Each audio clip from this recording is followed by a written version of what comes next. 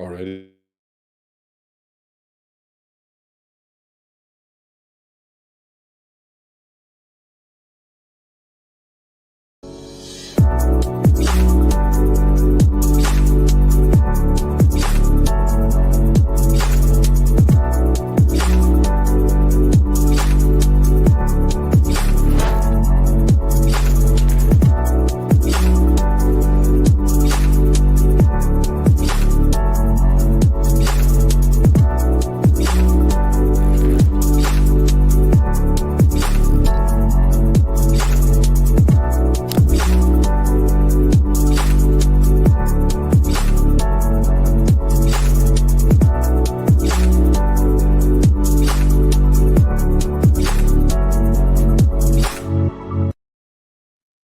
Hola, it's Show Me the Money Club. What's going on, everybody? It is Tuesday. You know what day it is. So that means it is episode, holy crap, what is it? 164? Holy crap.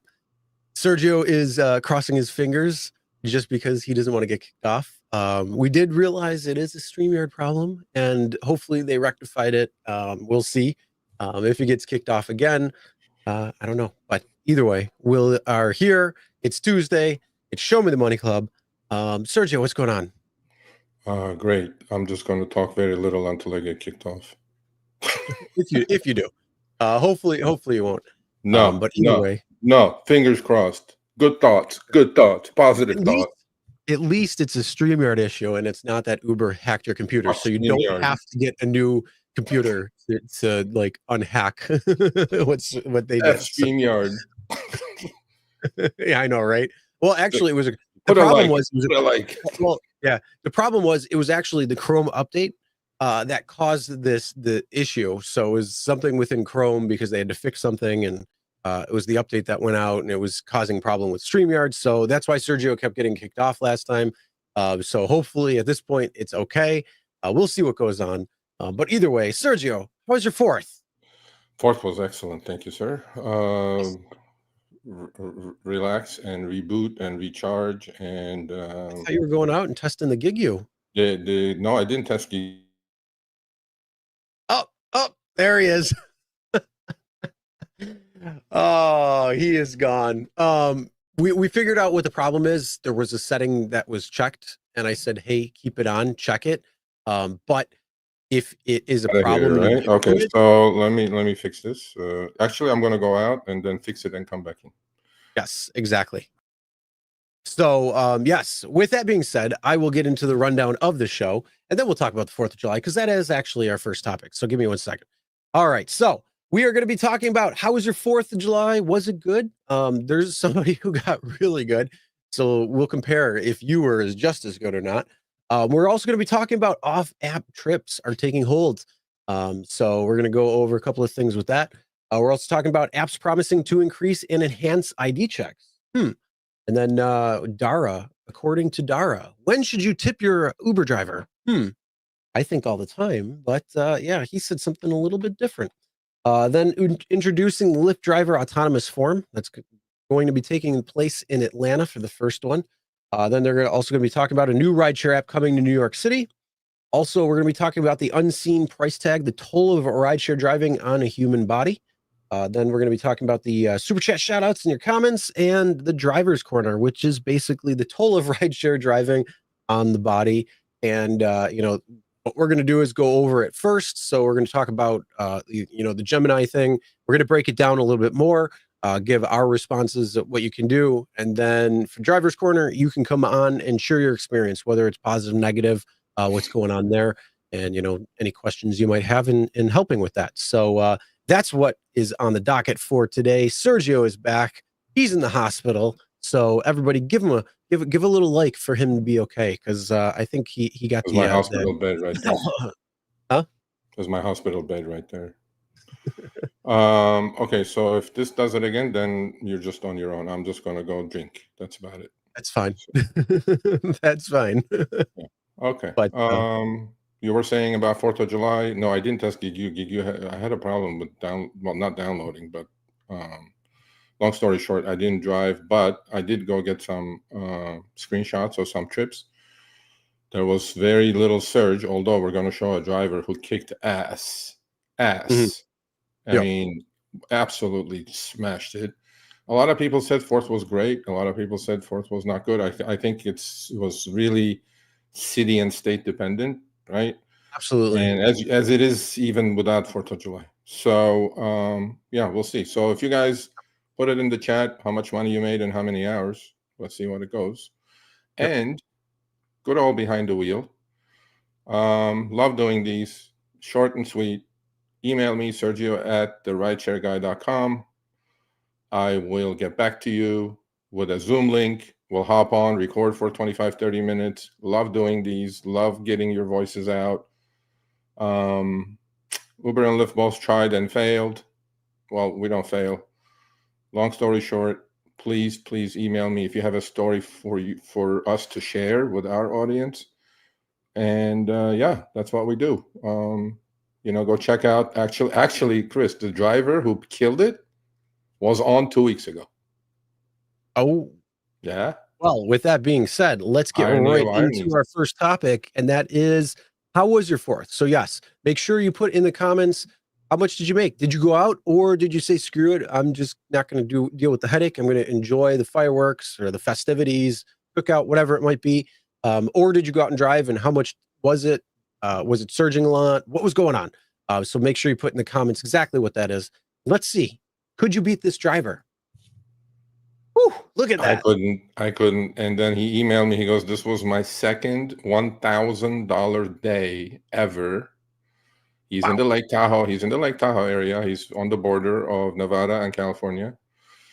$504 on Uber, $450.97 on Lyft, and two cash trips and bunch of cash. So without counting those, he was at $955. With that, he was over $1,100. And the reason for that, Chris, is because of those trips he made. Look at those trips, bro. I know. Look at that. 4.68 miles, 11 minutes for $62. Yeah, and for those who are just listening, it's Uber XL, so it's not black. It's just XL. No. But Yeah. Less And than look at the 5 next one. miles, $62. Look But at the you next also got one. the The next one's tip. better. Yeah. I mean, you got Jeez. the one you got a $21 tip, the other one you got a $40 tip. So yeah, things like that add up quick. So I mean, right there is $130 that guy made for, just a few for literally 25 minutes of his time. So hell yeah. No, I mean, you know what? But then look at how smart he was on Lyft. This is for all the ants, folks. Look at the Lyft. Look at his Lyft numbers. Yeah. So he's got the driving stats pulled up, and it shows rides completed 9 and rides rejected 149. That's the way to do it, man. Yeah. You know what I mean? Well, you can't. I mean, think about it. You're online for 10 hours and you still cleared $450 just on the Lyft app. Online on both apps. 130 miles. So that means right there you grossed over $3 a mile. Yeah. Hell yeah. That's how you do it. That's how you do it. And utilization was about 50%, just about. And not according to acceptance and completion. But if you look at he had both apps on all the time for 12 hours. And what did he do? Cherries. And he also did some X trips too. He didn't just do XL. And he was like, it must have been good luck because I wasn't behind the wheel. He goes, Uber must have sent me like all the good trips. I go, you're a dummy. That did not happen. If anything, Uber would have throttled you probably. But look at those trips, bro. It brings joy to my heart. That means, look, that 468 or whatever miles for 11 minutes and 12 minutes had a $40 tip. So there are some good fucking people out there, man. Some good people. Yeah. I mean, there are when some good riders out there. Let's be real though. In the Lake Tahoe area, you're probably going to get tipped greater than other places just because of what it is, where it is, and all that. But yeah, and then on top of it, you're also adding the there you go holiday on it. He's in San Diego. Look at that one. Good work. Go. He doesn't have an SUV. He has a hybrid Sienna. Actually, he has probably get better gas mileage than you. This is But more accurate. And strive down the algo market rates, period. Rejection equals more money. 100%.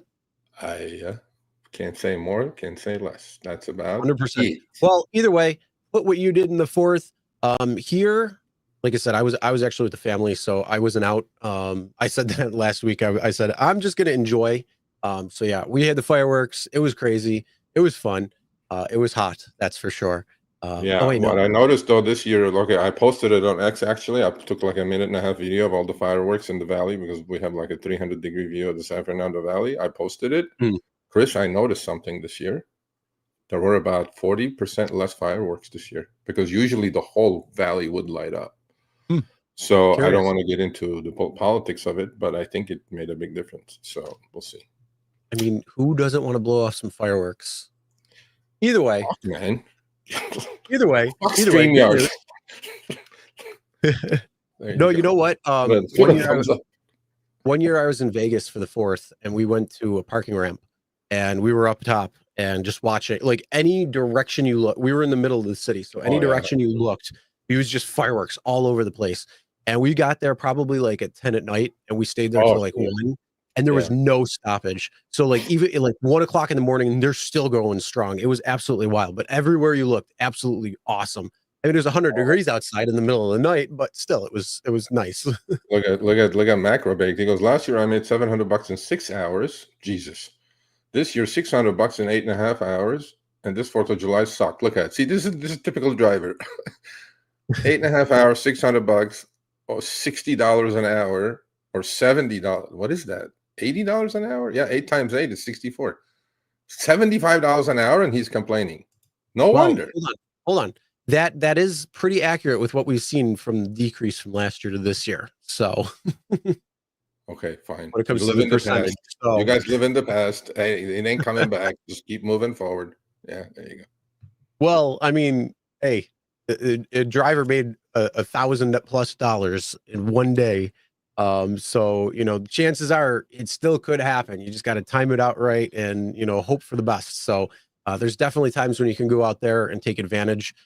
Try to as best you can, especially if you're trying to push hard. These types of days are absolute bonuses when they come. You have to enjoy while you got them.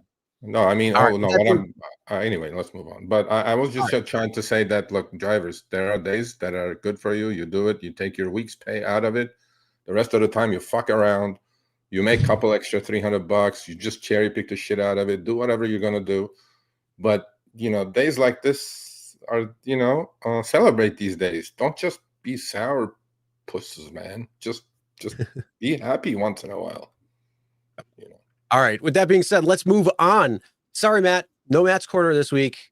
I took the cake. Oh shit! I forgot. I had it ready. Oh well, you know what? Too bad, so sad. Not anymore. Oh frick! I forgot. I had it ready. My God. There's no Matt's Corner. We changed it. There's Chris's Corner. So make sure you're following us on X because we post a lot of different things when it comes to a lot of things that we see. So yes, this is a post that I had found when I was scrolling through Facebook, and it said my Uber ride was $100. I asked the driver how much they're paying you. He says 35. I said cancel the ride. Here you go, $50 cash. Looks like we're both winning. So basically, we're seeing this more and more. We talked about this probably about 2 months ago when Ryan was on with the Gridwise report. So basically what ended up happening was Gridwise put the annual report out saying driver pays down, rider pay is up, and riders are at the breaking point where they're going to have to find other means in order to continue getting around, whether that's leaving Uber and Lyft or lowering the amount that they use Uber and Lyft. It also could be something like using public transportation or their own transportation. And then also, of course, there could be potential for cash rides. And that's what we're starting to see more and more. I'm seeing this posted more and more frequently over the last several weeks because Uber and Lyft are, at the highest point they've ever been. And I saw a couple of posts earlier today, too. Lyft was at $33 for the ride. Uber was charging $66 for the same exact ride. So absolutely insane when it goes out there. But yes, this is what I'm seeing. So are you seeing more cash rides? Are you seeing passengers reach out and say, hey, what are you getting paid? I'll give this to you in cash, or let's do it off app. What are you seeing? So make sure you put in the comments exactly what's going on. But yes, this is what we're seeing. So the question is, because Uber and Lyft are getting greedy, basically the reason is because they want that profit higher. They want the shareholders to be happy. They want that stock price to go up. And how are they going to do it? In a marginally thin business model, and that is rideshare. Shareholders are happy, sir. Shareholders are happy. Uber hit an all-time high today, That's $97 because a they're share. squeezing. I know, but that's because they're squeezing driver pay as much as they can. And trust me, they're probably going to go worse. And then they're trying to get passengers to pay as much as they can, and it's probably going to get worse. But the question is this chase for profits going to shoot them in the foot? I think so. I absolutely think so. I think there's going to be new rideshare companies that are going to come out that do not have to worry about shareholders. And I think they're going to come around. They're going to say, what is Uber and Lyft doing well? What are they doing piss poor on? How can we improve that? Make the platform, or whatever rideshare platform that is, better. And then, if you are able to we've already established that you can get as many drivers as you need. It's the rider acquisition that's the hardest part. So if you can appeal to the rider, and right now, like I said, they're at their breaking point. They're trying to get cash rides. They don't understand either that if you're just giving a cash ride, your insurance isn't going to cover you. Your personal insurance, even if you have gap insurance, doesn't matter. A gap insurance isn't going to, because you're not on the platform actually at that point. You're off platform, and you are using your car for monetary gain, which is going to be against your policy. So they will say, sorry, not going to happen. We're not paying anything if you got into an accident, if anything happens. If you have your own commercial insurance, if you have, everything that's there, that's fine. Then at that point, you're perfectly covered. You're good. But when it comes to these cash rides, you really need to be careful out there. Do what you need to do. Unfortunately, Uber and Lyft are squeezing pay on both sides of the marketplace right now. And, everybody's feeling it. So do what you need to do, but it comes with a dire warning. If anything happens, if you get in trouble, if you get, something that the passenger has a problem with, we're in a litigious society. They're going to sue you. You are going to be 100% liable on the hook.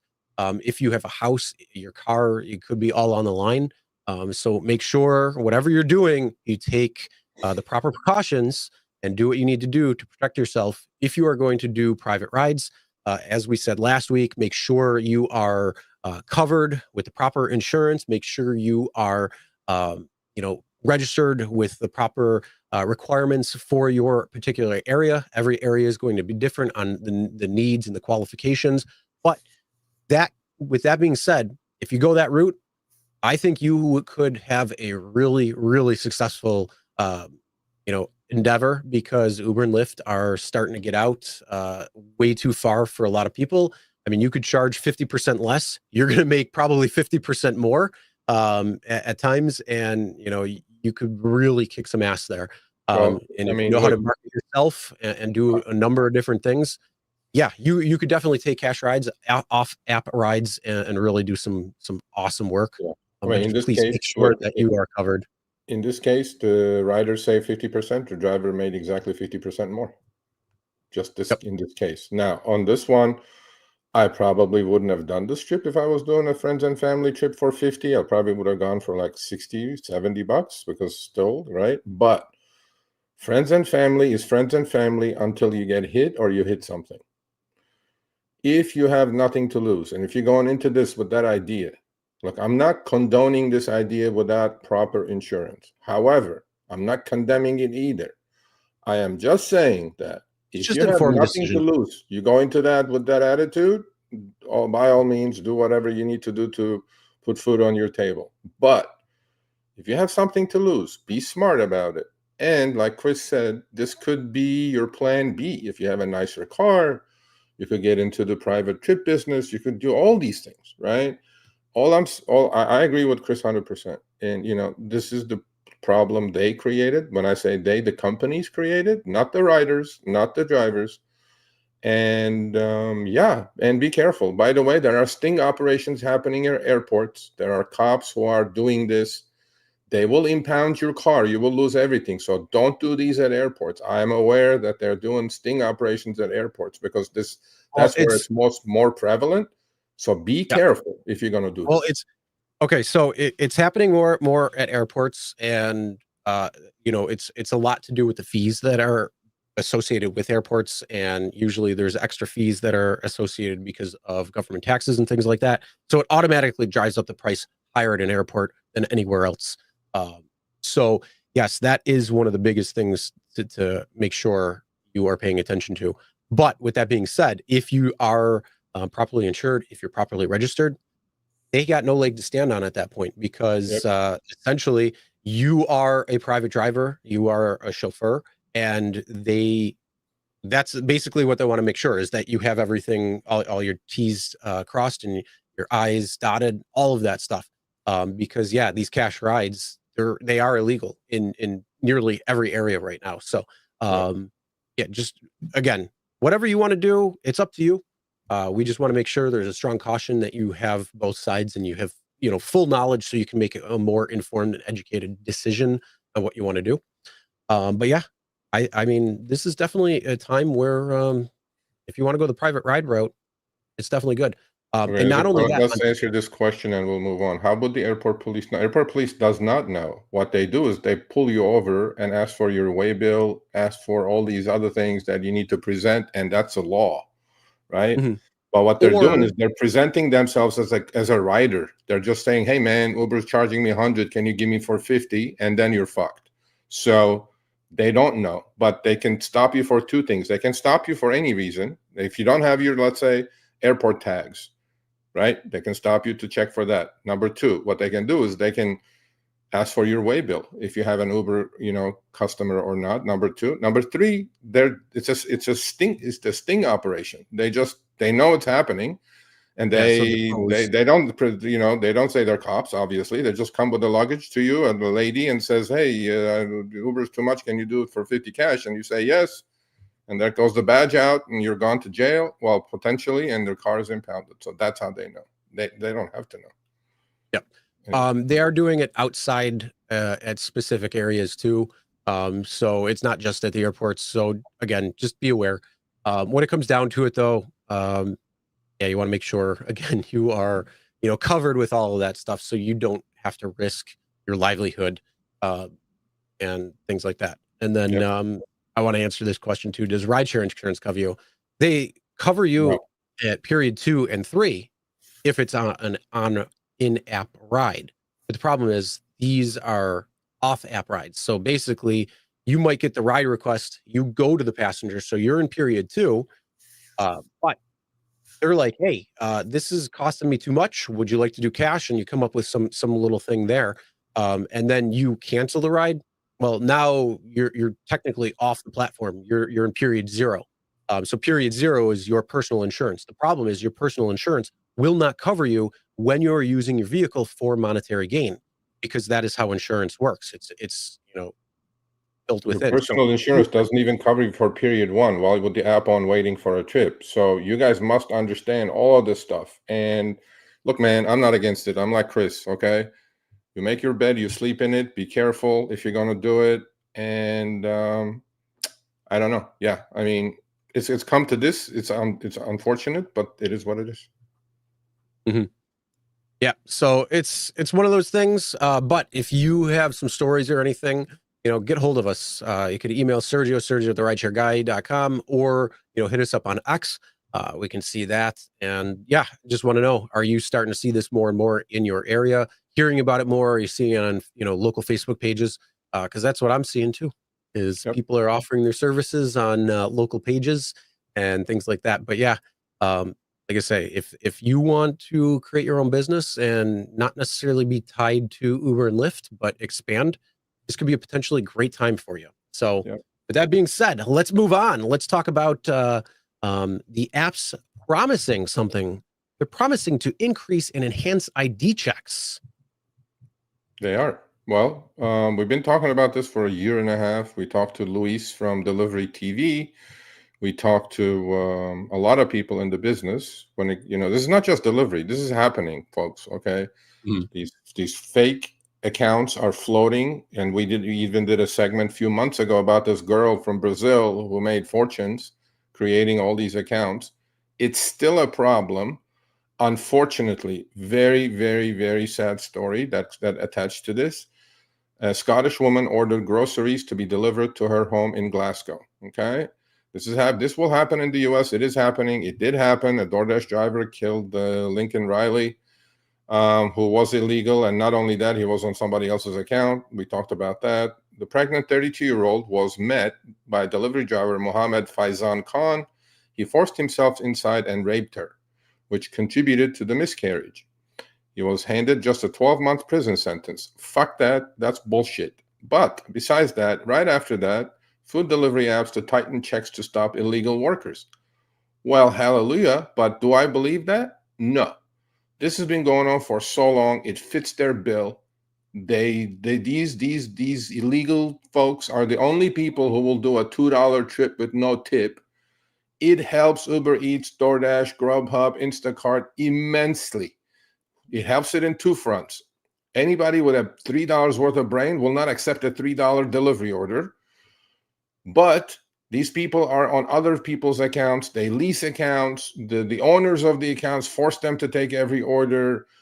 Besides that, it creates supply, and it kills the existing drivers' bread. It really does, right? All it does, saturate.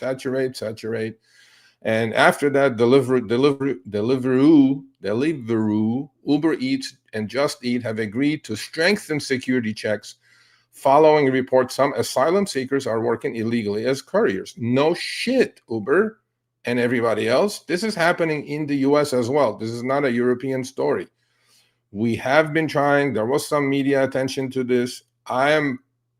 These companies, right? As a consumer, you must be on the lookout. If you're living in a gated community, Chris, you're giving this guy who could potentially on somebody else's account, on a fake account or illegal, your fucking door code, man.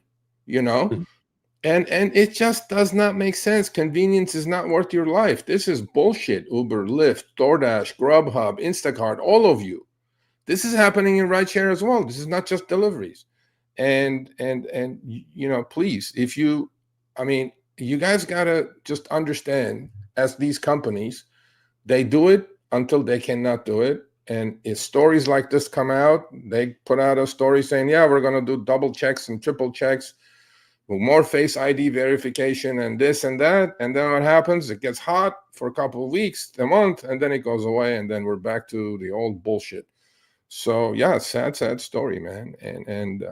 But it's so easy. I talked to the companies about this. It is so easy to nail these fake accounts. Especially rented accounts, Chris, because if you're renting an account, if you're asking a face ID verification, in the old days, they literally could put a photo of the account owner, take a picture and do it. AI is a lot smarter now. But these companies know when they ask for a face verification, ID verification, the fake driver is calling the owner of the account saying, I'm going to log off, you log on, take a picture of you, and then I'll go back on again. That's what they're doing, okay? Well, you have GPS on each phone. You have an IP address. Uber, Lyft, DoorDash, Grubhub, Instacart. Fucking pay attention to that. It's not the same shit. It's not, those pictures are not coming, from the same area, same IP address. So they could do it. They really could if they really wanted to, but they don't do it because it fits their fucking, it fits their bill. That's why. Yep. Yeah, it's a big problem. On my other channel, I also made a video on it as well. When it came to, a kid that was delivering the food, and the woman was supposed to be delivering, not a person in sight, not a woman in sight. It was another guy who was driving when it came to delivering the food. So yeah, it was a minor who was actually the one who took it from the car into the house and then went back. So it's a big problem, and you don't know who's at your door. So unfortunately, it's one of those things that they have to definitely get stricter on. It happened to me, bro. We showed pictures of it. It happened to me. Some dude was supposed to show up. Some other dude showed up in a beaten down car. I started taking his picture. He started cussing me out in Spanish, and I was like cussing him back in Spanish. I'm like, bro. And then I reported it. I'm going to report it. When I order food, last 10 times I ordered food, Chris, 6 or 7 times, somebody else brought me my food. You know where I live, bro. The fuck? Mhm. You know, it's just, it's bullshit. It's bullshit. Yep, exactly. All right, let's move on. Let's talk about when should you tip your driver? Dara recently said that, tipping is optional. Yeah, he said he gave some ideas about when to tip, how to tip. Dara, I was off last week. You got away with that segment of yours with your mother when you were interviewed by the CBS reporter.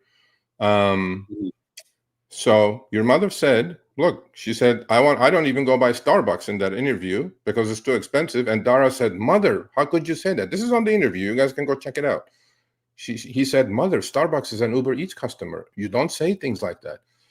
And so that goes to show how cheap these people are, would make it $40 million a year.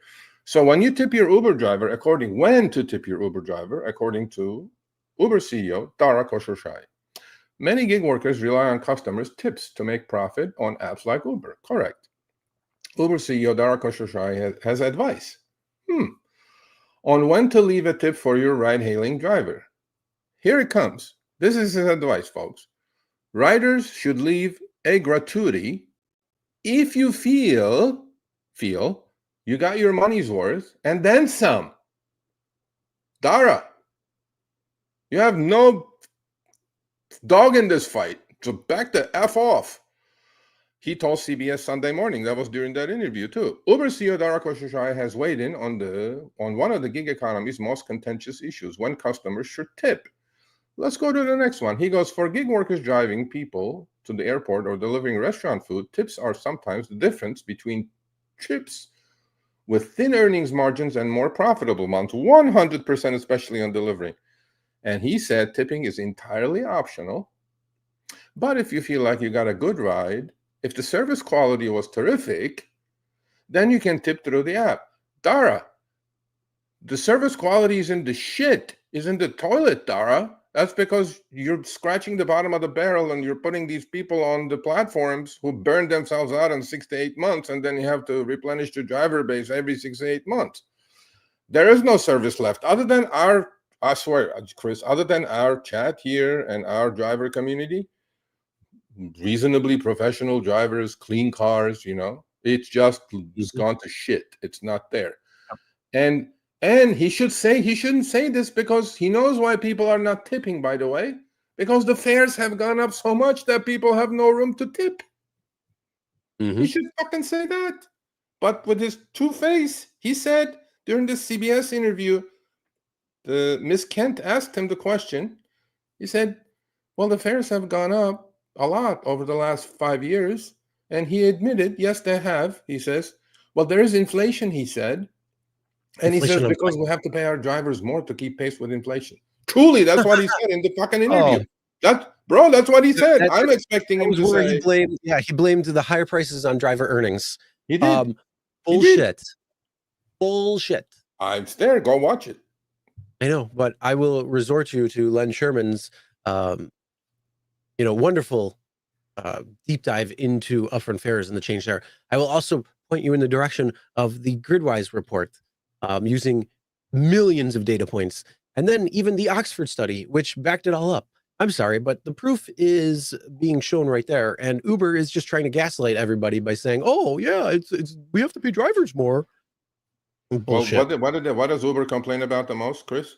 Commercial insurance, right? So no, I'm expecting him to drivers. How much they have to pay drivers? Commercial insurance. Yeah. Well, I was expecting him to say, yeah, commercial insurance rates is out of control. That's why the fares have gone up. No, he blatantly said we have to pay drivers more and there's inflation and that's why we're charging more. That's what he said. And I was like, what the frick? So, Dara, come on, man. You know the reality. You know the truth. Don't go bullshit some CBS reporter. Come bullshit me over here. Come on. Come on down. Come now. They'll be scared of the pushback. Whatever, bro. We burned that bridge a long time ago, sir. Oh, yeah. All right. Well, let's move on. Let's talk about shaping the future of rideshare with the Autonomous and Gig Worker Forum from Lyft. I like this idea quite a bit. Now, settle down, people. Okay, you're going to say this is all optics, this is all bullshit. I'm in serious talks with these people. You guys got to give me the benefit of the doubt on this one and give Lyft the benefit of the doubt. First of all, I give Lyft a lot of credit because they're the only company out of the two talking about is going to be a hybrid network. How are we going to help the drivers, in this transition from human-driven cars to autonomous vehicles? And they're doing their best. And I did flat out ask Jeremy, who was in this article. This is from the Lyft blog. I said, is this just a bunch of bullshit, like some sort of optics you guys are putting on? He goes, no, Serge, this is serious. The first one is going to kick off in Atlanta this summer because Lyft is going to offer autonomous vehicle trips in Atlanta. And he said, you're definitely going to be part of this. So Jeremy, thank you. I appreciate it. So what they're doing is how the Lyft Driver Autonomous Forum will work. They're going to pick about 6 to 10 drivers from the area. And they're going to start a dialogue, okay, of how this transition could be as smooth as possible, as painless as possible. Members for each meeting will be selected based on topic at hand, representing specific regions. And this is not just the first one is going to be in Atlanta. And why are they creating this, right? This is on the blog. You guys can go check it out on the Lyft blog, the journey towards, hybrid network. Is here. So you like it or not, if you're in one of those cities, and there are many now Waymo is testing in Philadelphia, New York City, right? They're just all over the place now. So Lyft Driver Autonomous Forum is Lyft's latest step in ensuring transparency and collaboration in our collective AV journey. As we continue to serve the driver community, we're actively inviting drivers to help shape their future by bringing their voices directly into the conversation. Now, you guys are all going to say, oh, this is a bunch of bullshit. No, it's not bullshit, because I have some really, really good ideas that I'm going to present to the Lyft ELT. The ELT stands for Executive Leadership Team. And I probably will go to San Francisco and present this idea to them. I think it's a great idea. I want drivers not only to, have a smooth transition from, to a human-driven network, to a hybrid-driven network. But what I want drivers to make money. So if there is a way of creating a platform or invest in some sort of robo-taxis as drivers, small parts of it, doesn't have to be you have to go buy a car. Put it on a Lyft network, put it on an Uber network. I'm working on this idea. I need time, obviously, but I'm going to talk to Lyft seriously about this, because Uber is in la fucking land. Uber has not even talking about the drivers. They go like they're just jumping on every autonomous vehicle manufacturer, network, whatever it is. They're just jumping all over it. So I'm going to be involved in this, and I think there is a way of making not only this transition smoother, but I think there is a way for you guys to earn some money while you're sleeping, if you can be part of some sort of an autonomous vehicle fleet. Invest in it, and I'm going to do my best. I'm going to do my best that not only the transition is smooth, but also we can earn some money by investing into these types of setups. And if Lyft is going to create these fleets, look, you guys have to understand, Lyft has a fleet of 26,000 cars already under Lyft Flex.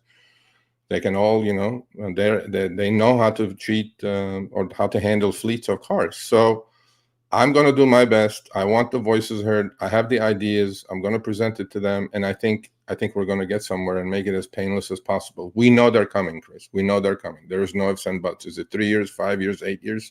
Whenever.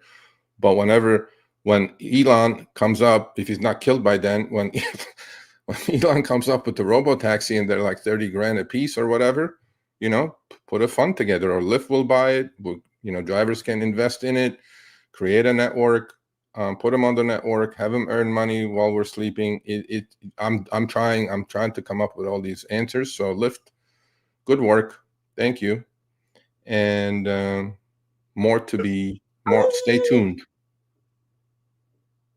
All right. Well, yes, I know you want to go to that because it's in Atlanta. So we'll see.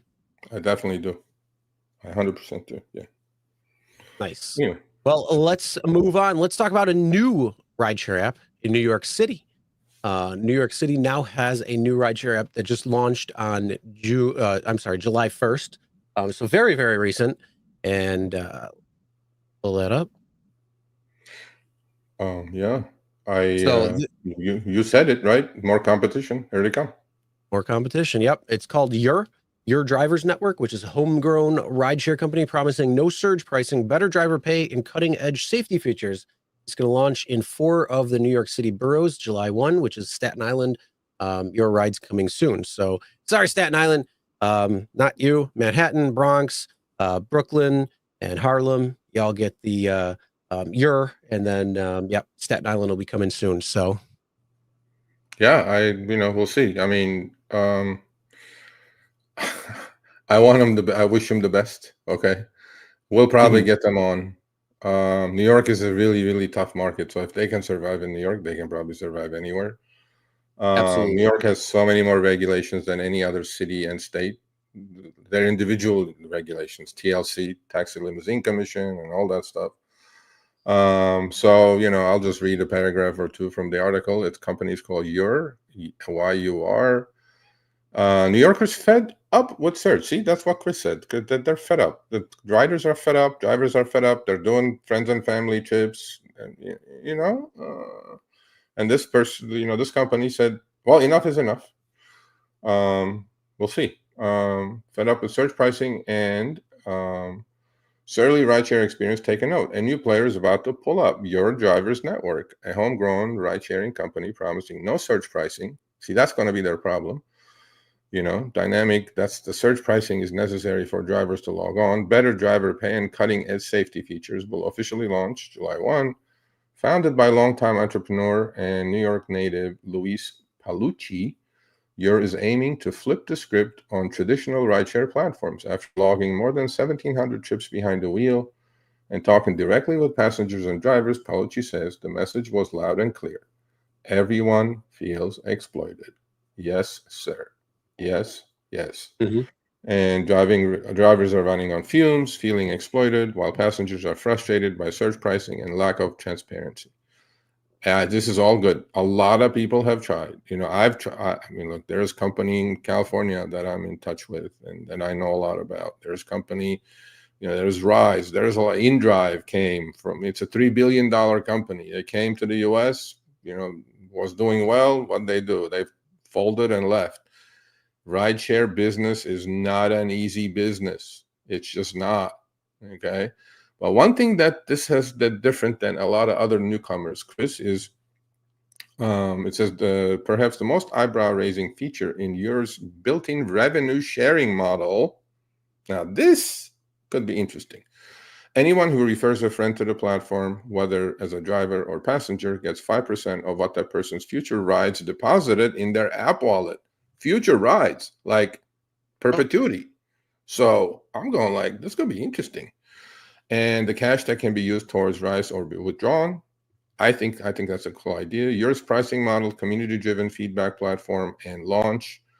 They promo 10% off or whatever. So, Mr. Palucci, we'd like to have you on. Come, maybe in a month or two after you've done a few thousand trips. Let's see how it's going. Yeah,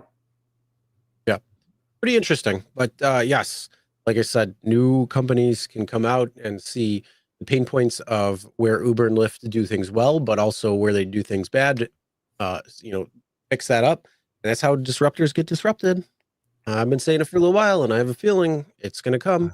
Whether it's whether it's Y-Ride, whether it's some other company, we'll see what happens. But yeah, I think we're seeing a lot of change coming, and unfortunately, the chase for greed in this particular case, when it comes to Uber and Lyft, by going like this on both marketplaces, is exactly what's going on. So it's going to piss everybody off, not just the drivers, not just the passengers. It's everyone. So Yeah, I agree. Well, good luck to them.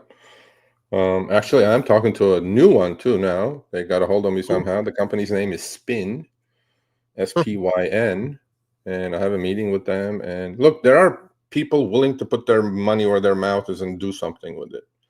But where they all fail, Chris, is it is not easy to compete against Uber and Lyft. People just underestimate that. They go, yeah, I have a beautiful thing here. I'm like, yeah, but it's not easy, man. And then they get out and they're mostly underfunded. That's one of their problems. And then, a few months down the road, they go like, shit, we ran out of cash. Yeah, well, we'll see. I wish everybody the best. Yep. And it would be nice to have a big player, to bring 3. So then you got a little bit more competition between. So a big player would be great to see. A lot of little players that are, popped up all over the place can have a similar impact, but especially if they're trying to fight them all at the same time, it can actually get quite hard for them. So that's definitely a potentiality as well too. So we'll see what happens, and we'll keep you posted. Yep. All right. And with that being said, let's move on. Sergio just made a great article. He wrote 2 articles, and he texted me. He said, "Bro, these are the best articles I've done since I started writing for the Rideshare Guy." He did the human toll, or I'm sorry, the cost of rideshare when it comes to vehicle price and problems with that. So if you haven't checked that out, go check that out. And also the unseen price tag, the toll of human rideshare driving on a human. And this is kind of what we talked about a few weeks ago when it came to the Gemini answer, when it came on 4 different pillars. And he kind of wrote about it, what happened, gave his thoughts to help alleviate that.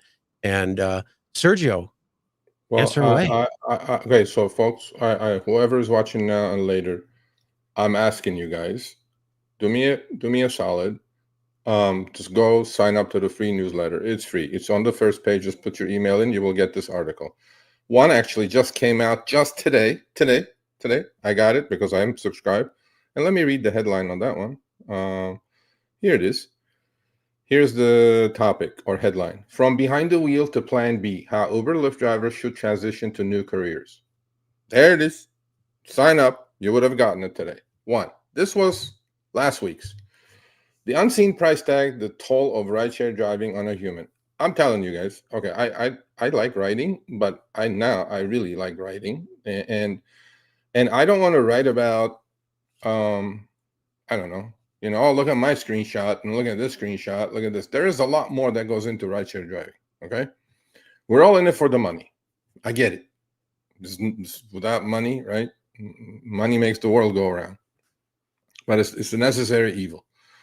But this article dives deep into, and my suggestions how to, on each topic, I put my suggestions of how to get around it. So rideshare driving offers freedom, but comes with a cost. Financial, physical, emotional, mental toll, financial, the rideshare driving takes on you. We know what the financial part is. We know how tough things are. But there is a physical part. There is an emotional part. There is a spiritual part. There is a mental part, right? And I went into it really, really, really point by point. I'll just read the headlines. I don't have to read it. The financial tightrope walk, a constant state of precarity.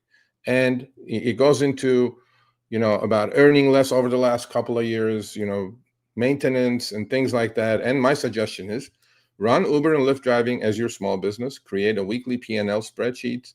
You must know your cost per mile. Although gasoline is your largest expense, one must consider all other fixed/variable costs of operating a vehicle.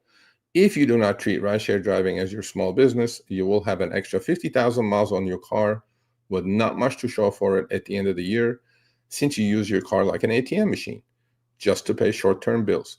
This is the vicious cycle you must avoid. Accepting every chip to reach your daily dollar goal will take you to bankruptcy. So that's the financial part. Yep. The physical part is something else. Yeah, let me talk about the financial as well too. Go for it. So that's your suggestion. My suggestion, obviously, what Sergio had said, but you want to take it a little, a step further. We talk about the 3 P's: position, patience, and planning. That's all part of it. So when it comes down to it, you need to figure out too when and where you're going to be working, and you need to have that knowledge. Third-party apps. We talked about Solo, Gridwise, Gigu. All these different apps are designed to help drivers drive more efficiently, drive better, and at the end of the day, make more money. So those types of things are definitely helpful. You need different tools, not just when it comes to different rideshare platforms, but you need different tools as well to be able to help you figure out what is going to be best in your area, when it is, what events are going on if you want to do events, like a concert that might be going on. If you enjoy going to stadiums, well, more power to you. But planning out everything definitely helps because it's going to let you know where you need to be, when you need to be, and then that way you are going to be more efficient, which means you're not going to be burning gas or electric charge. You're not going to be, driving around aimlessly waiting. You have a plan and you're going to follow through with that plan. And it's going to help you be able to be that efficient where, you're going to make more money at the end of the day. Yeah, I agree with Chris as well. And again, please just do me a solid. Go sign up to the newsletter. More to come. So this is about the physical part, the body's silent protest, physical deterioration. I mean, listen, the most obvious impact is sedentary lifestyle leading to musculoskeletal issues. Long hours spent hunched over a steering wheel can lead to chronic back pain, neck stiffness, hip problems, carpal tunnel syndrome. The lack of movement and prolonged static postures wreak havoc on the body, making even simple daily tasks uncomfortable. Look, people, this is not, I haven't seen a really in good shape driver yet. Another one.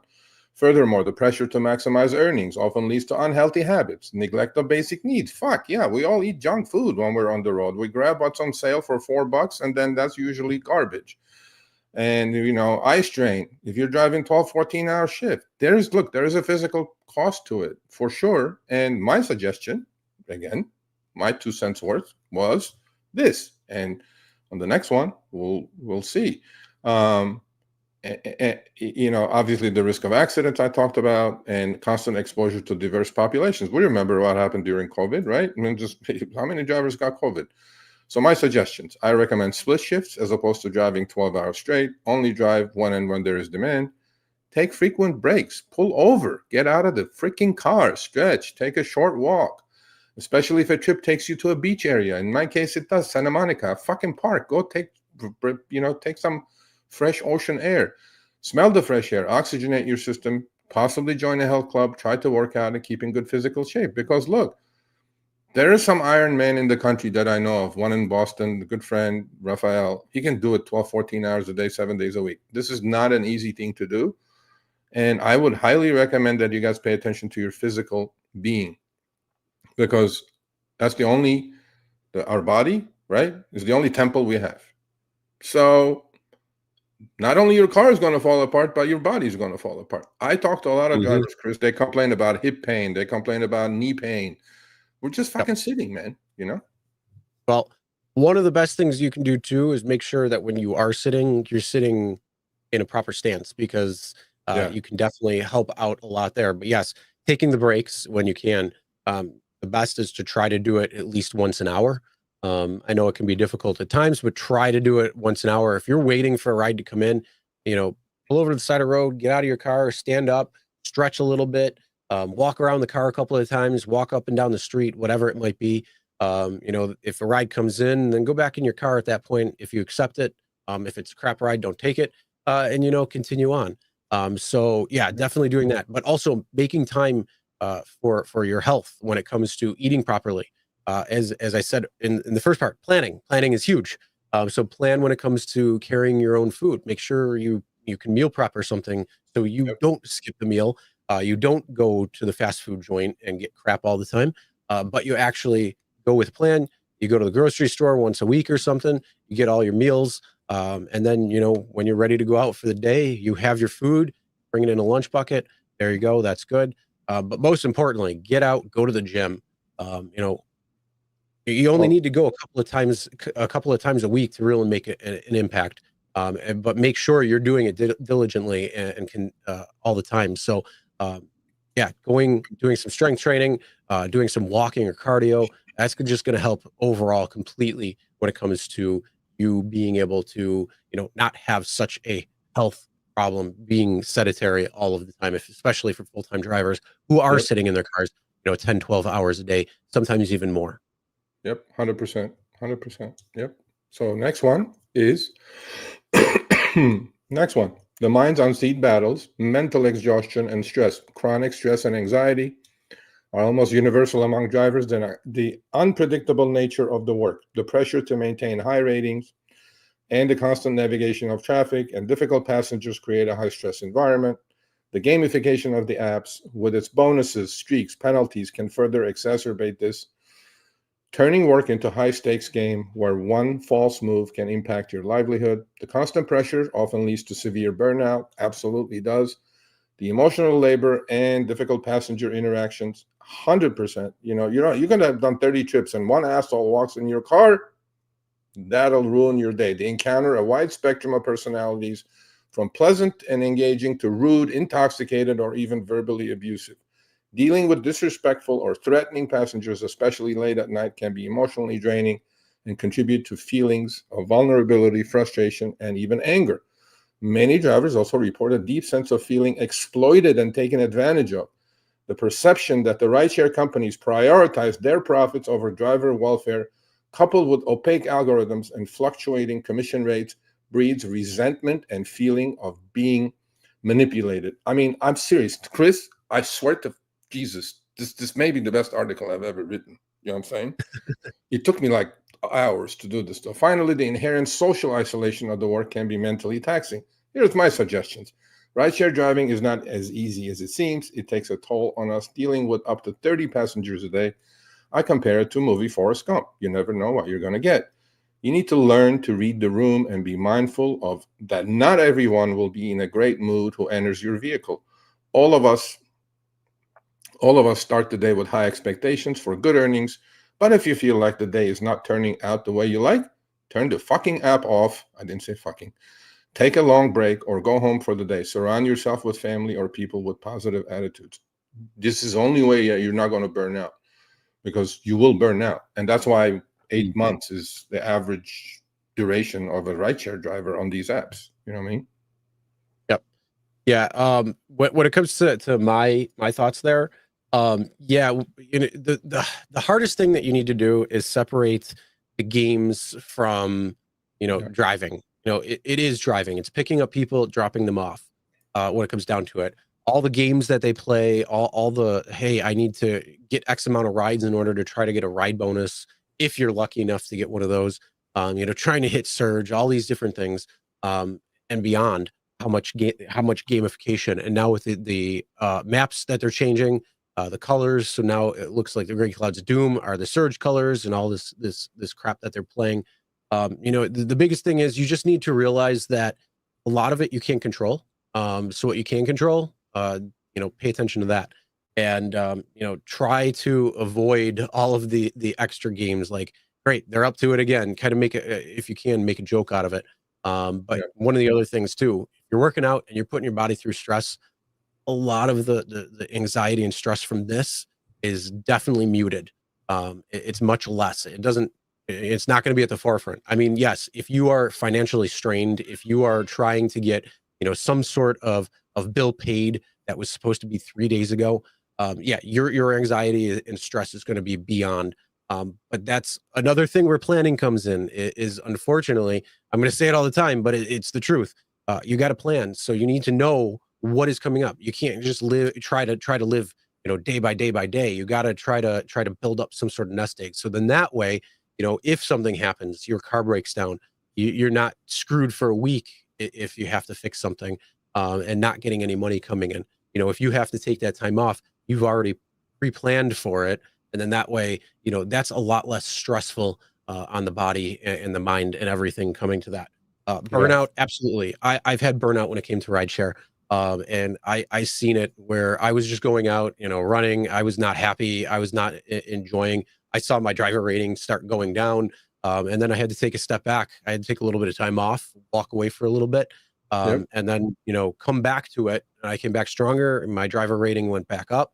And, after that point, I had a shift of perception when it came to rideshare. So that was definitely a much needed reflection point as well. So burnout's real. You need to know when to stop and take a little break for yourself. You need to know if within the day, maybe you've gone out too long, a week, maybe you've gone out too much, or just overall, you need a nice little break, something to kind of recharge. So that's huge. When it Yep. comes to feeling exploited and all that, don't take every single ride. Know your costs. Like Sergio said, treat it as a business, and you will take the rides that are going to be profitable for you. If you need help with that, Gig U is great for that. When it comes to the red, yellow, green, you can figure that out. And then the other thing too is the social isolation. So yes, you are the only person, but you have 30 different people coming in your car. If you know the ones who are talking, and a lot of them are going to be talking, you can have a great conversation that way. And then if you're looking for other drivers, well, that's what the rideshare guy community is for. That's what local Facebook groups are for. There's always Uber drivers of whatever city you're in. You can find local people. If you really want, you could even find local people. Just go to the airport, sit in the airport queue lot, and start talking to Well, a few. there is a segment. There is a segment coming up on that. Save that for that. Yep. The community aspect of doing rideshare. So there's a part of the article. But that's what I'm talking about when it comes to the social isolation. So Yeah. there's always Well, something. yeah. And then just talking to friends and other people that just recharge your batteries. Yeah. You know who that is in your life, so just talk to them, get that energy back. So that definitely helps. Yep, for sure. Yep. So the next topic is heart's heavy burden, emotional depletion, frustration, and anger are common companions dealing with endless traffic jams, impatient passengers, low fares for long rides, and technical glitches with the app can trigger intense feelings of frustration. This can manifest as road rage, irritability, and a general sense of being on edge, making it difficult to relax even during off hours. And I know this from myself, and we're like all Pavlov's dogs, okay? The app will go off, and I will hear the freaking ping, and then I will think it's my app, and I will look at my phone. How many times, most of you don't even drive that day, but then you still go turn and look at the search on the map, right? We're just fucking addicted to this. The repeated exposure to challenging situations can lead to pervasive jadedness and cynicism. Drivers can become hardened, losing their initial enthusiasm for the job as they encounter more negative experiences. A profound sense of vulnerability and lack of control plagues many drivers. Their livelihood is subject to arbitrary changes in algorithms, fluctuating demand, and the whims of passenger ratings. A single negative rating, regardless of validity, can impact their ability to get future rides or get booted off the platform, as we know. Ultimately, the emotional toll can manifest as loss of joy and enjoyment, even in activities outside of work. The constant stress, the emotional burden of dealing with demanding passengers, and the financial pressures can make it difficult for drivers to truly relax, recharge,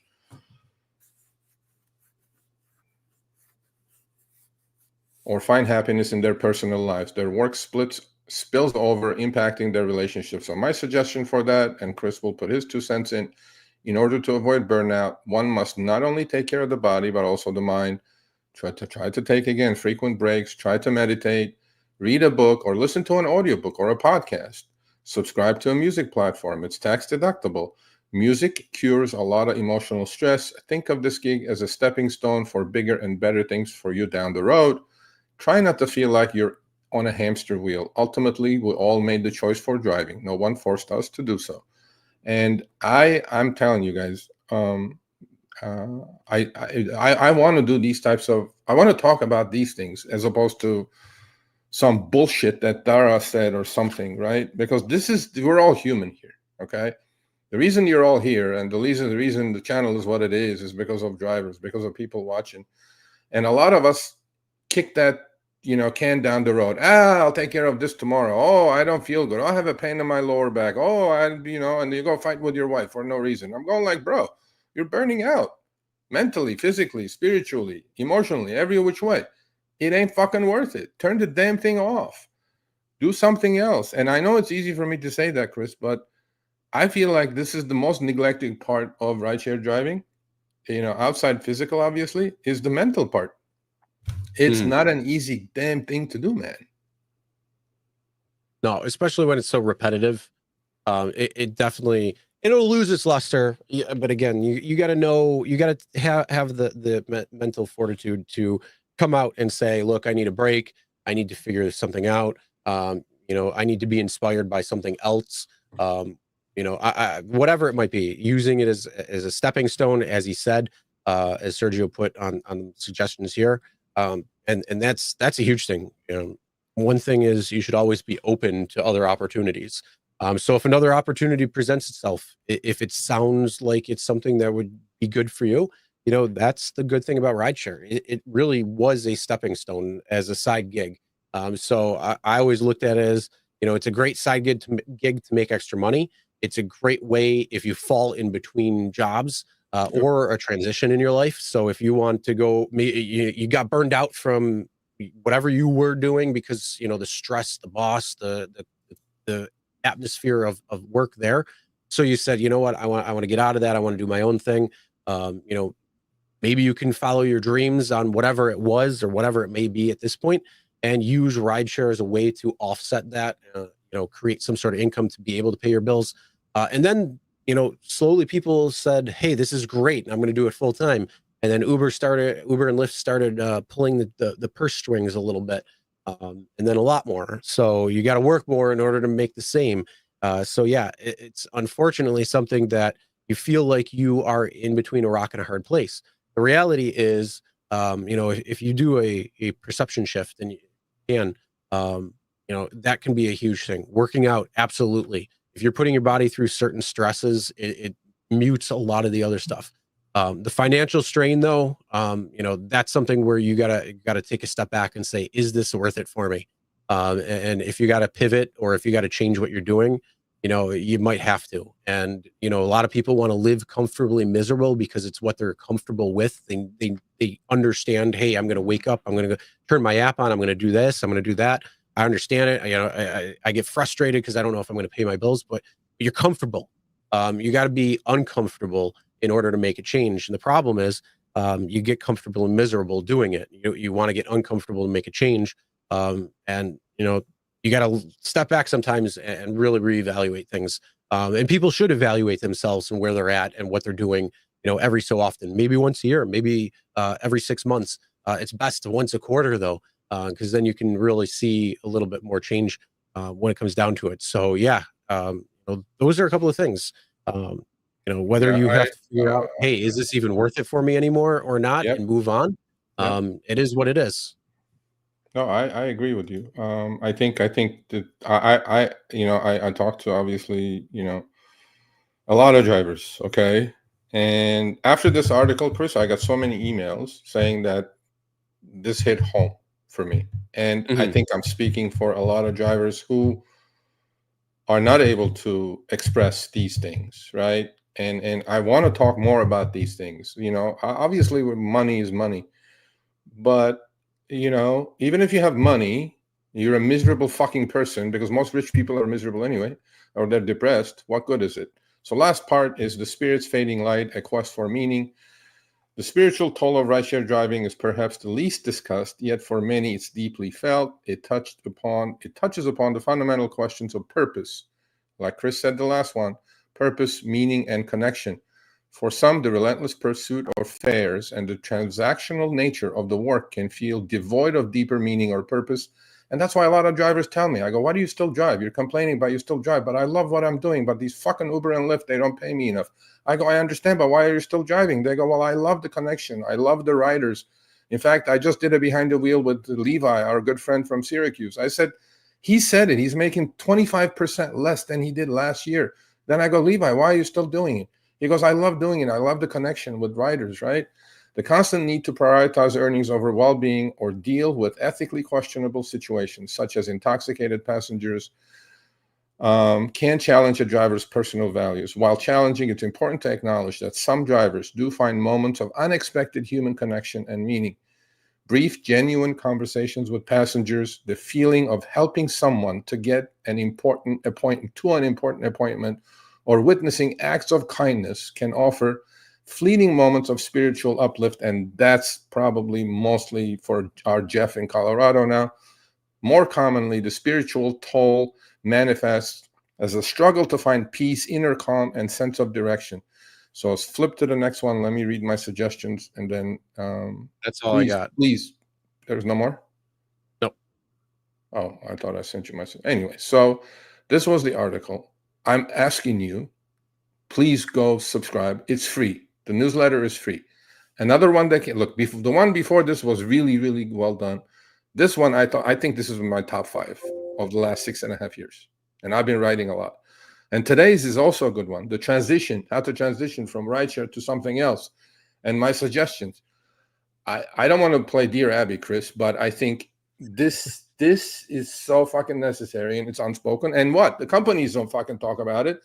They do churn and burn. That's what we should do. I did send it to companies, by the way. I sent it to both companies. No, maybe instead of a Dear Abby, we should do a Dear Sergio and Chris segment. Might as well. So send your issues our way, and we'll try giving you our spin to it or something like that. So, well, I'm telling you, I sent it to both CEOs. I know Dara's not gonna fucking read it, but David will definitely read it. And I sent it to Jeremy. I sent it to everybody I know at the companies, and they did respond. And I said, you know what? You should fucking put shit like this on your blog. Make it more like human. And the point I'm trying to make is, look, we want to talk about these issues. We know what you guys are going through. Obviously, it starts with pay. But again, another article coming out shortly, Chris. I go, if the pay is so horrible, why are 8 million people driving? And you guys should go check that out. So the only way you're going to get that article is if you go. I will tell you why. I'm really not pitching the newsletter. I will tell you why 8 million drivers are driving. Masterful marketing. Well, maybe it's in the article. We'll see. You have to read the article. I'm telling you, though, it's masterful marketing. That's sir. I mean, Uber did a fantastic job marketing for drivers when it came down to it. They did an amazing job where they're like, hey, if you want to make some extra money before you go to work, after you go to work, put your side hustle kids are at school or whatever it might be, just turn the app on. You can make some money. It's like, oh, that's perfect. I can make money anytime I want. So yeah, it was definitely a masterful marketer when it came down to it was Uber. So congrats to them. Anyway, so I'm glad. I don't know. Hopefully you guys enjoyed it. We're going to do more of these I don't know, segments. So we would like you to come on. We're gonna let him come on, right? Yep. So basically now we're gonna put the link out for the show. We're gonna have a few people come on, talk about the toll that it's taken, or if you got questions about anything you want. You're Sergio or Chris, what would you say? So we just put it out there. Hit the link, come on the show. We're gonna go over a couple of the super chat shout outs as well as some comments that we highlighted. So we will I have to answer that. this question, Chris. Hold on. What's up with that shirt? Are you selling? No, I'm not selling Sergio merch. What I'm not selling. This is my logo for my finance channel. That's another one you guys need to go check out. Because I'm telling you, investing, trading, learning how to fish, not to, all these things, not actual fishing, physically fishing, obviously. I know finance 10x more than I know rideshare. Go join the channel. You guys will learn. Go. Actually, I have a video coming out. I put in $1,000 in a Robinhood account. In fact, I sent the screenshot to Chris today. He goes like, shit. I go, yeah, video's coming out. Go check it out. Small money, a lot of money, whatever it is. Look, it's possible. I'm just trying to help. That's all I'm trying to do. So that's my logo on my website and my YouTube channel. I'm not trying to sell anything. No. All right, well, let's go to super chats, shout outs. And first one, Paul, thank you for becoming a member. Appreciate that. Keith says another excellent. Hey, sorry. Keith says another excellent show. Thank you. Thank you, sir. Appreciate that. Paul gave a super sticker. Appreciate that as well. And then let's get into a couple of comments. Zhao says the SMTMC still the best. Congrats. After 7 years in DFW, more than 32,000 rides. I want to change the place. What do you recommend, guys? Best place, balancing the earnings and cost of living. Boston. Wherever you want to go. I mean, Boston. Actually, hold on, Chris. I did it behind the wheel with a driver exactly with the same dilemma. I don't know when you scheduled it. It's called Lifting Across America. The guy is hitting every fucking city. And he's exactly doing it for this reason. He wants to find a city with good earnings, and he wants to find a city with good cost of living. So you have to tune in for that. And here you go. I mean, honestly, it's going to be preference, because I could say an area that I think is great, and Sergio might be like, no, I don't like that place for whatever reason. And then, on to the next one. So, there's a lot of things there when it comes down to it. Well, if you're going to ask me about that, actually, I have a video coming on Bitcoin on Thursday, so you can go check that out. I'm a Bitcoin DCAer for life, hodl for life, because your dollars are worth shit. But anyway, that's the other channel. Can I have my Definitely. email? Yes, of course, you can have my email. Sergio@therideshareguy.com. If it's about deactivation, I can't do much about it. But if it's anything else, I respond to you. All right. The fourth was pretty good. I made 325 in 6 hours on X. Nice. Fourth was shit. No surge with Uber, low rides, yet super busy. So weird. Lyft sucks. Rick says a Waymo coming to Pittsburgh. Yes, it is. Yeah, but I don't know. Are they actually going to be driverless, or are they going to be with a driver in it? Oh, did you hear? Did you hear that? I didn't send it to you. Did you see what Waymo's doing now? Waymo Teen. Waymo Teen. Oh, they're not allowed. They're not allowed to do it in California, though. They're not. Why? There's no driver in the car, though. No, they're not. Are they going to fingerprint the car? No, it's not going. But under CPUC guidelines, they autonomous vehicles cannot do teen trips in California. Okay. But I'm sure that will change. However, I tweeted it out. I said better than Uber Teen. I'd rather put my daughter in a car in a Waymo than a goddamn Uber Teen. You know what I mean? So it depends on who. But all right, Bruno says fourth was good in Ventura County around 2:40 3 hours. 10 p.m. to 1 a.m. He's in Ventura County. He killed it. All you do is complain, Steph. He says, Chris and Sergio, I didn't get a chance to drive because I had a heart. Oh my God. I hope things are better.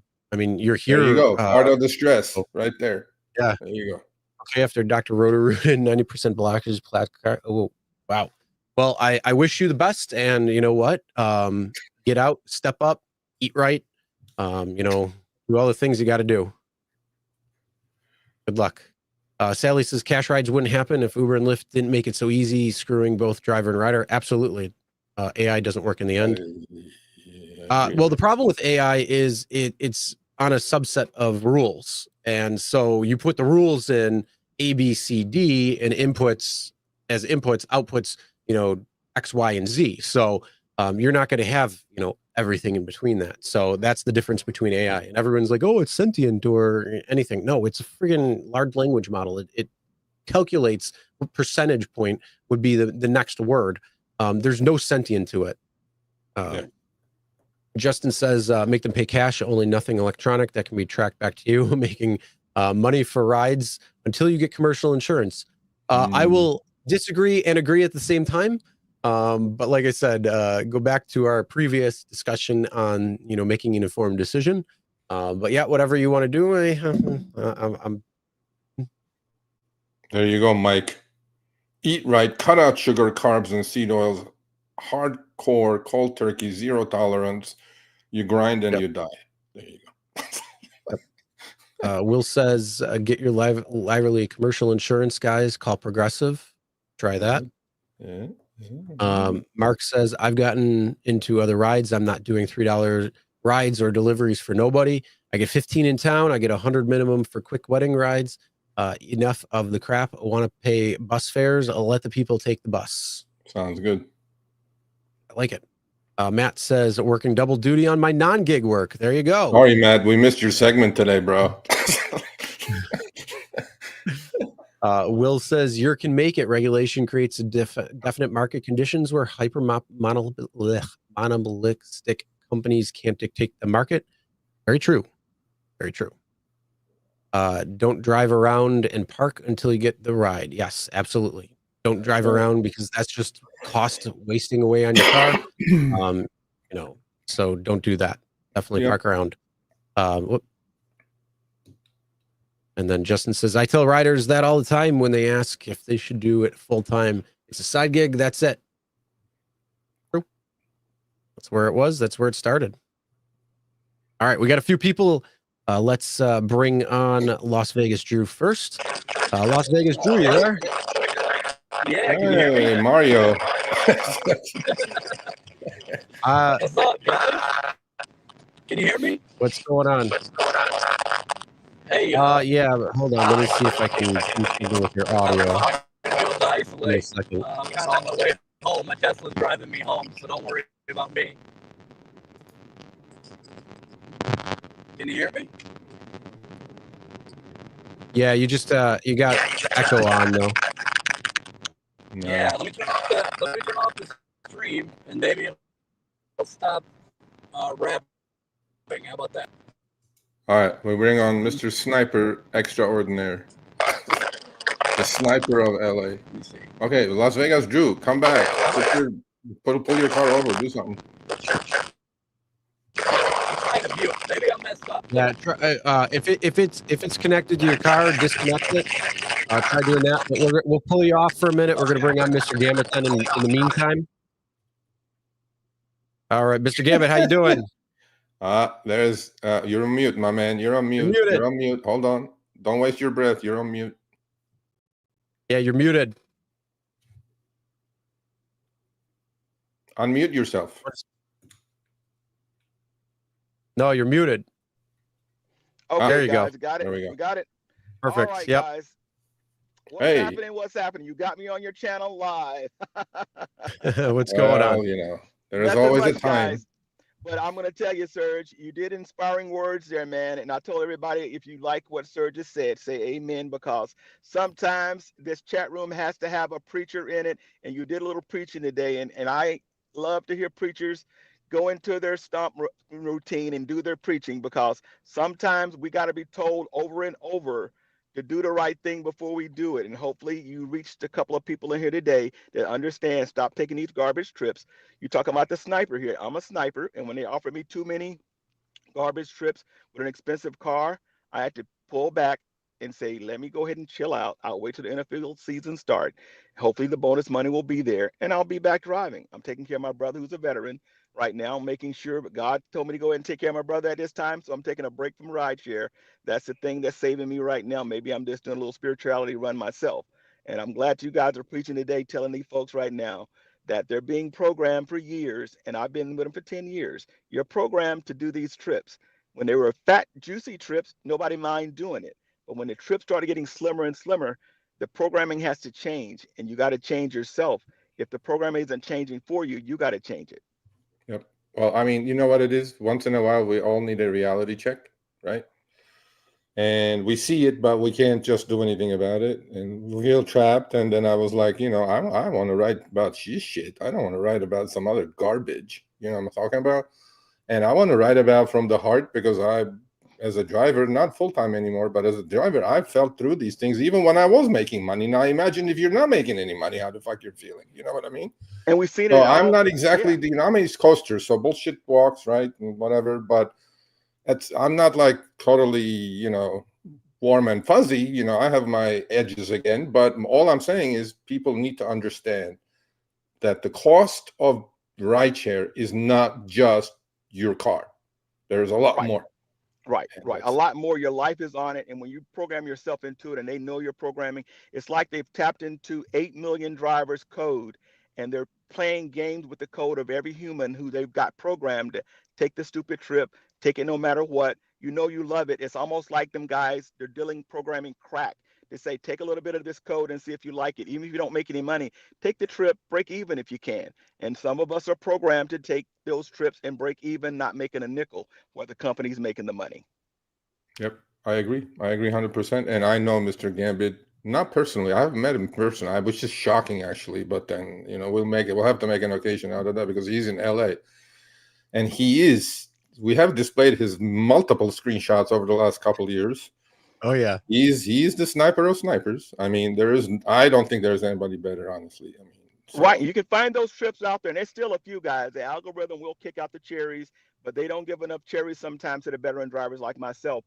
The more drivers that come on the platform that they know, and what's sad about this, guys, we sort of know what took place politically, that they got an influx of green card drivers in the country that they gave cars to. As long as you got that green card, you could go get a car and drive. They took advantage of every guy who came from a country that you made $10 a day. That means they didn't mind coming in the country, doing those $3 trips. And that's what I know took a real hit, because I've talked to a lot of those drivers, barely speaking English, but they're happy to get a $3 trip, because the most they made in their country was $10. And when the companies know that, they take full advantage of the guy taking that $3 trip. Yep. And you know, they're all in the rentals. It doesn't make sense for them to do anything else but accept. And Right. Right. you know, they put together $500, $800, or $1,000 in 80 hours. At the end of the week, for them, Yep. it's freaking gold. I mean, Right. you know, all the money goes back home, and you know, look, I get it, and but anyway, so Mr. Gambit, you're the man. You have anything else to add? That's it, guys. I'm glad you came in today. Let these people know. Hopefully this goes viral, letting the people know, Sergio, that there is a way these companies are doing it. And I'm glad you're putting out the words. Chris and Sergio, keep this good work happening, man. It is spiritual work. You may not know it's spiritual work, but you're touching souls right now in the world. If anybody sees it and it matters to them, they know already you did something good today. Well, thank you, Take care, man. I guys. appreciate it. We appreciate guys. it. Thank you for your support. And you know, we need to go to lunch or some shit, man. I don't Definitely, know. we definitely got to do that, Sergio, man. Definitely. I mean, you know, we're in the same city, bro. Come on. Absolutely. When you're down this way again, man, I'll meet you. No problem, for real. Okay, sounds good. Next time All right, next time I have an LAX trip coming up, I'll shoot you an email, okay, and then all we'll right, have all to. right, love you, brother. Take care, love. All right, brother. Take You guys care. are good guys. All right, Take see ya. care. All right, guys. Be well. All right. And then we got Mohammed. Unfortunately, though, Drew said there was an issue. So Drew, if you can fix that, you know, then let us know. And hopefully you can There get you back go. on. But if not, then it is what it is. Anita, come on, grab the link. It's up there. Where's the link at? Grab the link. Come on, you can talk to me right now, right here. I'm a relatively new driver. You watch the videos. Come on down. Grab the link right here, coming up. You can talk to me now. Mohammed, hold on a second. Is that our Mohammed? It is. Jesus. Mohammed, do you have a passenger in the car, Mohammed? Mohammed. Holy shit, he has a passenger in the car. Oh my. All right, we're gonna have to remove him then for a minute. Oh, this is like and the passenger's watching himself too now back there. Oh my god. Hi. Yep. Hello, passenger. We're all for you. Tip Mohammed, please. Thank you very much. Have a great day. Thank you. Bro, we love you, Mohammed, but come on, Mohammed. Mohammed is going to get booted from the freaking platform. Don't email me if you get deactivated. Nobody showed him. Oh. What is he showing? What is that? What is that? We got some money showing? What's We got a little happening? tip. We got cash going? I know, but you are muted. You got to unmute yourself. You're muted, buddy. Hit the little microphone button. It'll unmute you. Ah, fuck, he booted himself. Disappeared. Well, Anita, get on. If anybody else wants to come on as well too, look at this one. Newbie, What? blank canvas, 2 months. Come on, grab the link right there. Come on down. Awesome. Grab. This is your chance. Mohammed is back. All right. Mohammed, Still you're muted, You gotta Mohammed. unmute yourself. Allahu Akbar, Mohammed. You're muted. Okay. Got it. There now. we go. How's it going? Okay, how's everyone? Happy 4th of July. Happy Tuesday. Happy 4th of July. You too. Yes. Okay. Here is you want to ask a question about we're talking about the effects of driving. Yeah. You want to know what's the biggest drug drivers experience while driving? No. See, Uber and Lyft, it's like a drug. 1 minute they send me a trip that's great. You know, I'm on cloud 9. The next minute it's like very, very busy, like 3 or 4 events at once. They send me like a 20-mile trip for like $10. And it's like back and forth. You know, it's like 1 minute it's not up and down. It's like a roller coaster. Up and down, Yes. up and down. Yes. Well, Chris, I put it in the article, Mohammed. You didn't read the article. Not yet. Freaking subscribe to the newsletter, Mohammed. Okay. Chris Hello. and Sergio, here's the thing. I keep getting requests from Lyft. They show like on the upfront, they show like 22-mile ride. When I pick up the ride, I press navigate, it's going to 20. It's like 29 miles instead. It happens a lot. Okay. Nothing you can do about it. And still have the same issue with kilometers. And I talked to Lyft about it. They said they're working on it. Wow. And Been working on it for 8 years. yes, and what is that? Good luck. Yeah, so it's what is it? I reached boost and gold, but it's like I'm not seeing any benefits from that. It's Okay, Mohammed, the what opposite. other people? Mohammed, listen. Yeah, You know we love you. You know you're in Michigan, Detroit. We love you. yeah. Mohammed, how do you say stay safe? Are you where are you from? Egypt or where are you from? No, I'm from Lebanon. Lebanon. Okay. How Yes. do you say stay safe in Arabic? Okay, you can say like slang, bi'amanillah. Abanillah? Allahu Bi'amanillah, Akbar. Let's go. it's like with the safety of Allah, you know, bi'amanillah. Yes, absolutely. Safety of Allah. Bi'amanillah. We love Thank you. you. And And see you you. have a great day and Uber on and enjoy the day. Thank you. Thank you, man. All right, thanks, Mohammed. Have a good one. All right, the next person, Richard. How you doing? Hey, how are y'all? Hey, Richard. Hellfire. Hey, yeah, I'm in the Atlanta market right now. I'm in the airport parking lot. So it's pretty dead at the moment, like around Atlanta. How many cars are there? That looks like a full lot, man. Oh yeah, there's Jesus One- Christ. Reminds me Wow. of LAX. Fuck. Look at but that. it goes pretty fast here, so I think Um, right now it's so, like 150. what, like what do you think 150 about people. the Waymos coming to you? They're already here. So at the moment, there's actually having a lot of issues.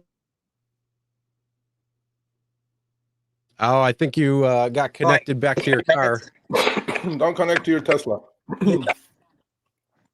Wait, can you hear me? Yep. Okay. Yeah, Yeah. better. No, I mean, right now we're having issues with the Waymo just because they're randomly stopping at locations, not moving, breaking a lot of traffic laws, and just make a lot of traffic at the moment. So a lot lot of people are really Okay. upset with these vehicles, Okay. just driving around. So one of them next almost year. one of them cut me off, so almost hit my car. So it's not fun. So, but No. So yeah, it has gotten really worse. did you come on to talk about the article, the physical, spiritual, emotional, that part, or what else is going on? I'm just like the fares is just really, really bad at the moment. I mean, I'm really like, out of like 100 rides, I'm like probably taking like 2 or 3 of them that There you comes go. in. So I mean, there's still rides coming. Oh. There's still rides coming in. I mean, I can just go online. I will get rides, but like most of them are like they're like down like to 50 cents a mile. So Yeah, well, next year, I yeah. mean, I'm not going to say wait until next year, but next year World Cup is coming to Atlanta as well. We're gonna be busy, What's that? but we'll see. But You mean thank you for coming on. the Lyft autonomous vehicles? Are The you what? talking about the Lyft autonomous vehicles? No, that I'm coming to Atlanta. Actually, send me an email. I'll look out for you. The World Cup, FIFA World Cup, bro. The real football, not the egg-shaped football, the round football. We're coming to Atlanta, man. Come on now. Can you hear me? World Cup.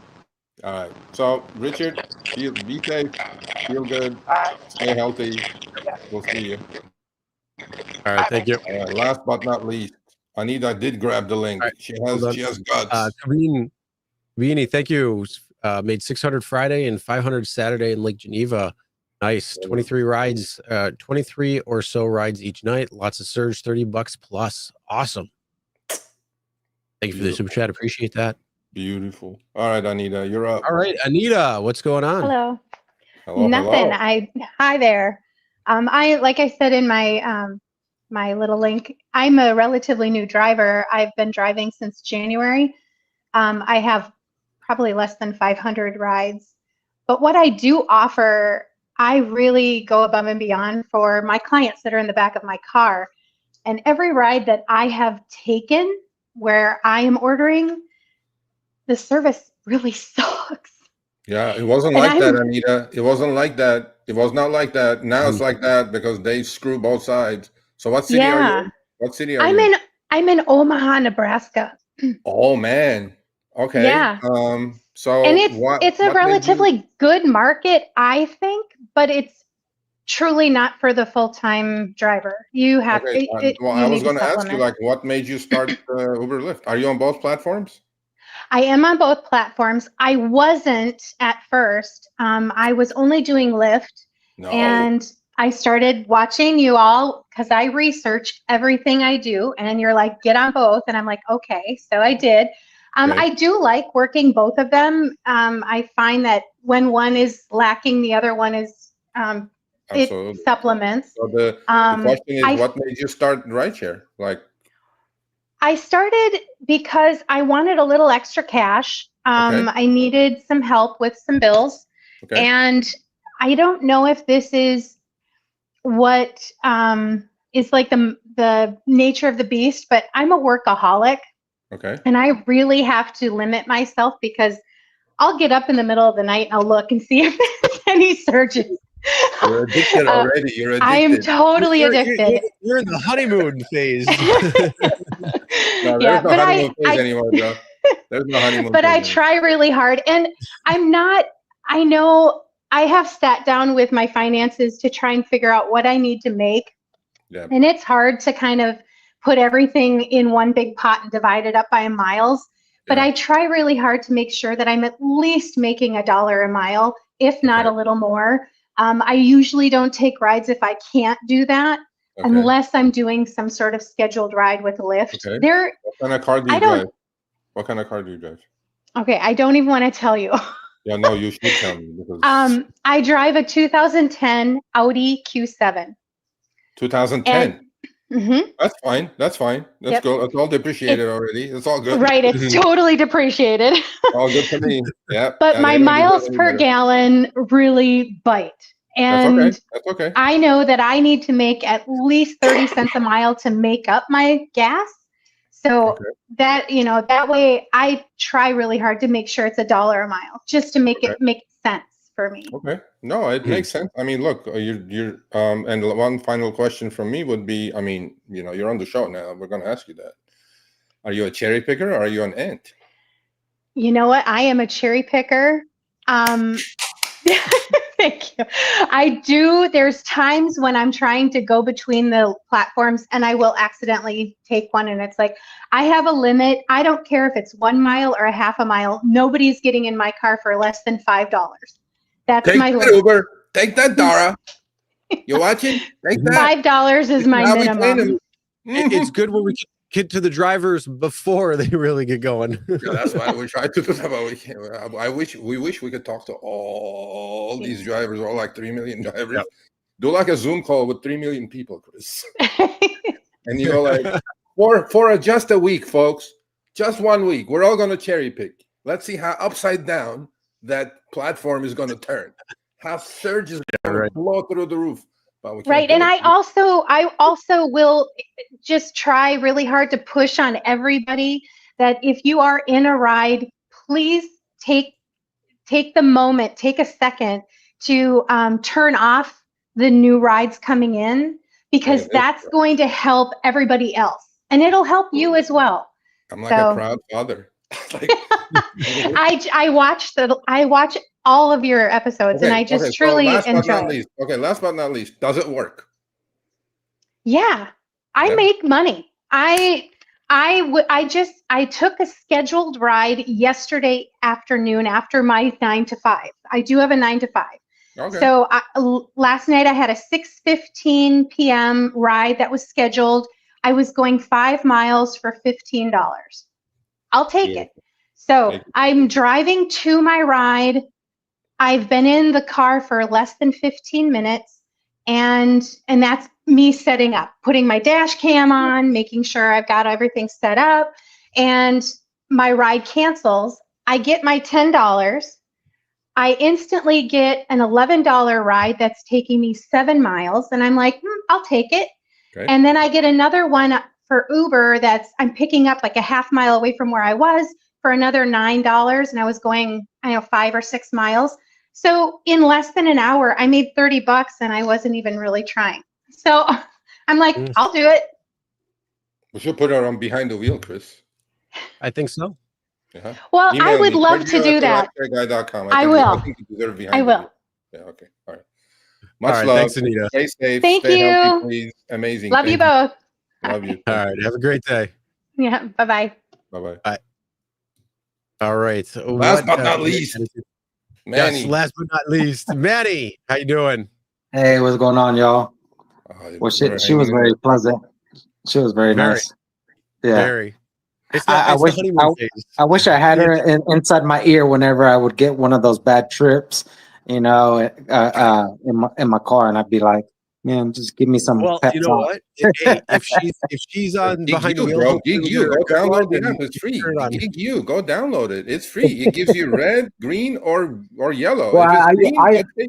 I used GigU the other day, and it like Uber was giving me a trip for like it was like 7 miles for 572, and I kept declining it, decline, like 4 or 5 times declining it back to back, and then after declining so many times, then they shot me 60 something dollars, and I didn't. They snuck that $5 trip in with a $60 trip, and that $60 trip was up less than a mile down the road, and that person gave me $60 just to drive less than a mile down the road, and the pickup was right there. So I was like, Take that I Uber. mean, if I wouldn't have used GigU, I would have never made that decision. I would have, made that horrible decision to go, oh well, let me take this What small city are you short in, trip. man? What city are you in?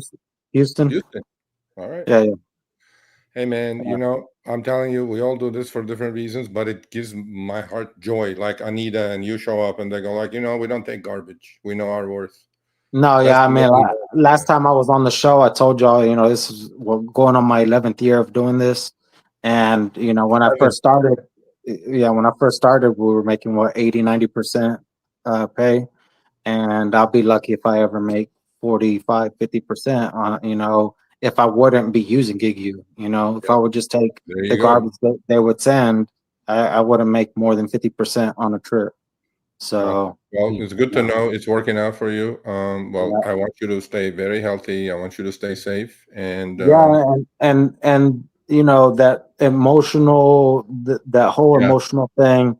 I'm working with my therapist on that whole getting over because I used to work weekends for the higher pay overnight, and then during the week in the mornings because it's kids taking the kids to school and everything. And I said, you know what, it's not worth it. My life's not worth it. I'm a single father. I'm a disabled single father at that. And my kids, if I'm not around, who's gonna take care of them? And but now I have problems sleeping because every weekend I'm having fear of missing out. FOMO. I'm like, okay, the surge. Even though it's not much, there's still surge on the weekends here in Houston. But you know what? We at said it in the certain times. article. I mean, you got to hit it when it's hot, but you must take care of yourself, right? You must take care of Yeah. your body. You must take care of your mind. You have a single father. You said, all this bullshit, bro, will come and go, right? I'm telling you, you need to stay straight for your kid, for your family, and there is a cost. Don't pay that cost as more than you need to have to pay the cost. Certain days you need to go F it, turn the app off, go do No, something. and that's how it's been like the last month and a half, I would say. On the every weekend, I'm like, it's not even worth it. This 4th of July is the first 4th of July I haven't worked in the last couple of years. What was the Beyonce concert? I didn't work. And, she was here for 2 shows. And last year I made $200 in less than an hour. And I'm trying to pick up more private clients than anything. Yeah. So Anyway, thank you, man. Thank you for coming on. Stay safe, stay healthy, please. all right. And we'll see you. Take care. Yeah. Y'all take care. Peace. All right, and Las Vegas Drew is back. I'm What's back. going on, Drew? How's it going, guys? Can you hear me? Oh, this it's time? better now. It's better. Okay, Oh, listen. Is that like your costume, or you really work for the fucking post office? No, I'm a postal worker. That's the day gig. And why are you driving Uber? I've been doing it for 8 years. By all standards, though, I listen to your show all the time. Okay. By any standard, I'm like the most part-time guy in the world. Like I've only got like 2,400 rides in 8 years. So It's all right.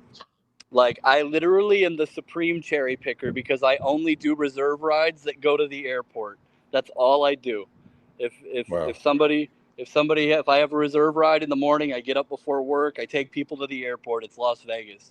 So it's the only way that I make the job work. I could not ever imagine taking on-demand rides. There's no money in it here. The minimum ride fare is $4.44. You can travel. Well, it's funny. The valley is only 20 miles across, right? The entire Las Vegas Valley is only 20 miles across. So it'll send you 6 miles for a pickup, but that 6 miles could be an hour, depending on what's going on in the city. So No, I mean, look, you're like the soccer mom of Uber. I mean, you have a great job. I'm sure being a postal worker is a great gig, bro. So, hey, man, you know. Okay, you're getting cut off. Let's boot him off. Yeah, for some reason I don't know what's going on, but it's kicking back some weird sound. Man. Yeah. All right, whatever you stay well, stay healthy. Drew, though, thanks for coming on.